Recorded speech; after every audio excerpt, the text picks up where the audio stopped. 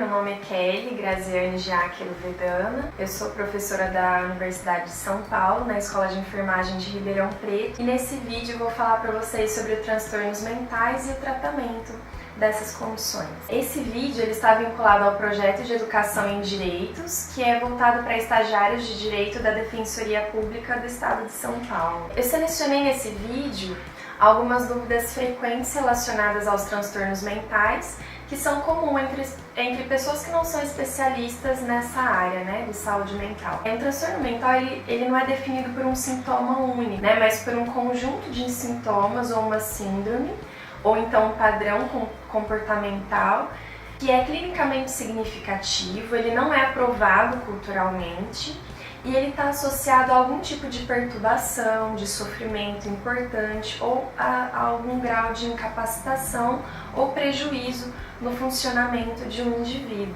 Uma das questões que é frequente, né? Como é feito um diagnóstico de transtorno mental? O diagnóstico ele é formulado em cima de sintomas específicos, né? Então um grupo de sintomas precisa estar presente para que o indivíduo preencha um critério, né, para algum tipo de transtorno mental, e esses sintomas usualmente eles têm que estar presentes por um certo tempo, com uma frequência delimitada para que seja atingido esse critério. Não existem exames, como em outras condições clínicas, para detectar a presença de um transtorno mental. Então, se o indivíduo faz exames, normalmente é para descartar outras condições clínicas que poderiam estar causando aqueles sintomas. E uma outra característica também que é muito importante é a necessidade de descartar outros transtornos mentais, porque muitos deles têm algumas características em comum.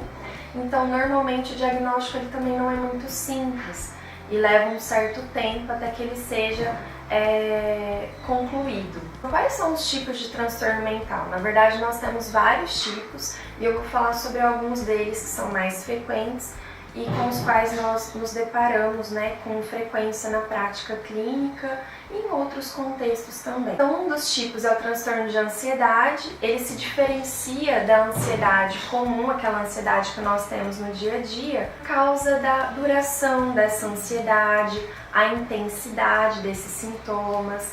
Também essa ansiedade ela tende a ser desproporcional em relação ao estímulo que está causando esses sintomas. Ele tem, né, normalmente também aquela característica de trazer um prejuízo no funcionamento do indivíduo ou um sofrimento que é significante. Um outro tipo, né, um grupo específico de transtornos mentais que nós temos também são os transtornos de humor. Esses transtornos de humor, eles têm como característica principal a alteração naquela tonalidade emocional do indivíduo ou no estado de ânimo, que nós dizemos, né, comumente. Então nós temos tipicamente a depressão, que seria o humor deprimido.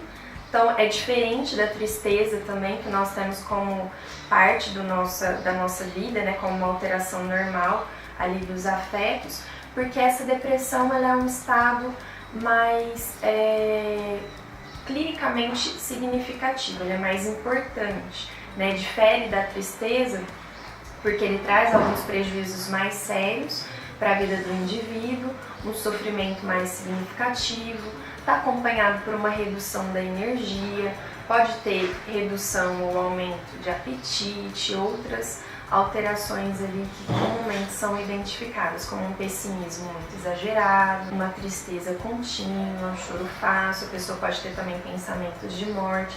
E o oposto disso seria a mania. Né? Nesse estado de mania é uma alteração de humor que seria o oposto da depressão. Nessas situações, o indivíduo está muito exaltado, ele está eufórico, ele pode estar excessivamente alegre, e isso também fora daquela alegria que seria considerada normal. Pode estar com um estado de energia muito aumentado, irritabilidade, muito acelerado.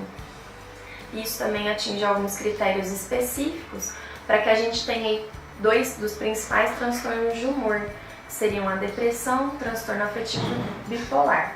Embora a gente tenha outros transtornos que também estão nesse grupo. Um outro tipo de transtorno mental que nós também identificamos com certa frequência são os transtornos do pensamento. Um dos muito conhecidos, né, que estão dentro desse tipo desse grupo, né, de transtornos é a esquizofrenia. E aí, nesse transtorno do pensamento, o que nós temos como característica que define esses transtornos, né? Que é muito presente nesses transtornos?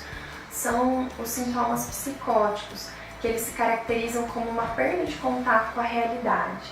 Nesses sintomas psicóticos, nós temos normalmente ou crenças, né, que não são fundadas na realidade, que não são compartilhadas pelo meio sociocultural do indivíduo, e nós temos também alguns sintomas da sensopercepção, que nós chamamos de alucinações. A pessoa pode ver, ouvir, sentir, né, por meio de alguns outros sentidos, como tato, pode sentir gosto, cheiro de algumas coisas que não existem, e nós chamamos isso de alucinação, né? Então, uma alteração da sensopercepção.